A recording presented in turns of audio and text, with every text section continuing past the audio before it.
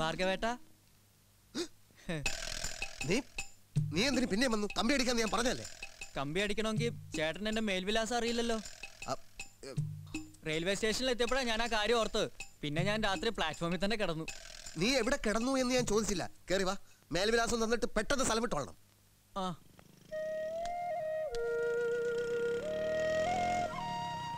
കേറി വരാൻ. ആ പെട്ടി കൊണ്ടൊക്കെ അവിടെ തന്നെ വെച്ചാൽ മതി. എന്നിട്ട് ആ കയറി ചാടിപ്പിടി. ഓ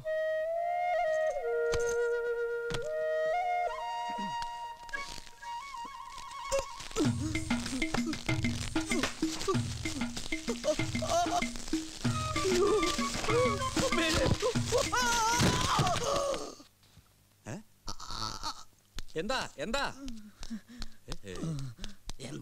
എന്താ കയറ് പൊട്ടി. താനായിരുന്നോ? വല്ലതും പറ്റിയോ? എന്റെ കയറ് പോയി. മനുഷ്യനെ കൊല്ലാനാണോ ഇതുപോലെ ഏടാകൂടങ്ങൾ ഉണ്ടാക്കി വെച്ചിരിക്കണേ? തന്നെ പോലുള്ള ഏഴാം കൂലികൾ പെട്ടെന്ന് ഇങ്ങോട്ട് കയറി വരാതിരിക്കാനാ. എന്താടാ പറഞ്ഞത്?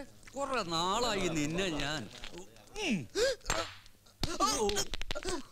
എന്തോ വീഴ്ചയെ പറ്റിയ വേദന സാരമില്ലായിരുന്നു. വിമാനത്താവളത്തിന്റെ പണം വാങ്ങാൻ കുംഭകോണത്ത് വന്നാ സ്വാമി. എന്താടോ എല്ലാം ശരിയായോ? രജിസ്റ്റർ ഓഫീസിൽ പോയിരുന്നു. പക്ഷെ അവിടെ നിന്ന് ആധാരത്തിന്റെ കോപ്പി കിട്ടിയില്ല. എന്നിട്ട് എല്ലാ കാര്യവും ശരിയാക്കിയിട്ട് കമ്പി അടിക്കാമെന്ന് ഭാർഗവട്ടം പറഞ്ഞു. ഈ കള്ളനോ? കള്ളൻ നിന്റെ വല്യപ്പൻ. നിന്നെ എന്ത്? അയ്യോ വേണ്ട, ഭാർഗവട്ടൻ എന്റെ അച്ഛന്റെ ബന്ധുവാ എന്ന് ഇവൻ പറഞ്ഞോ? ആ ഒരു ബന്ധു. നീ ഇങ്ങോട്ട് വാ. ജയകാന്ത അയാൾ ചതിക്കും. മേൽവിലാസം തന്നിട്ട് പോയിക്കോ. ഇങ്ങോട്ട് ഇറങ്ങി വന്ന കല്ലെറിഞ്ഞ് കൊല്ലി ഞാൻ. അകത്ത് പോടാ. വാ. അച്ഛൻ തന്ന പവർ ഓഫ് അറ്റോർണി ഉണ്ടെന്നല്ലേ പറഞ്ഞു.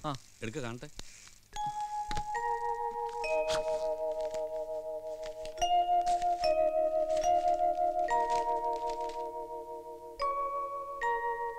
വടക്കേ കുന്നത്ത് നരേന്ദ്രന്റെ അച്ഛനെ അറിയോ? നരേന്ദ്രന്റെ മോനാണോ നീ? ഞാൻ എന്തായി കേക്കണേ? 25 വർഷമായിട്ട് ഒരു വിവരമില്ലാതെ. നിനക്കറിയോ, അവൻ എനിക്ക് എന്റെ അനിയനെ പോലെയായിരുന്നു. അവൻ എഴുതിയ എത്ര പാട്ടുകൾ ഞാൻ ട്യൂൺ ചെയ്തിരിക്കുന്നു. അല്ല, നരേന്ദ്ര ഇപ്പൊ എങ്ങനെ ഇരിക്കണു? സുഖാണോ? അതെ. അവൻ എന്താ വരായിരുന്നു? ഓ, അങ്ങ ശരിയാവില്ലോ അല്ലേ? നീ എന്റെ കൂടെ വാ.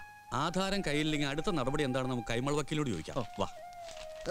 ജയകാന്ത വേണ്ട, വക്കീലന്മാർ ഇടപെട്ടാൽ ആകെ കുലുമാലായി പോവും. കൊന്നുകളയും ഞാൻ.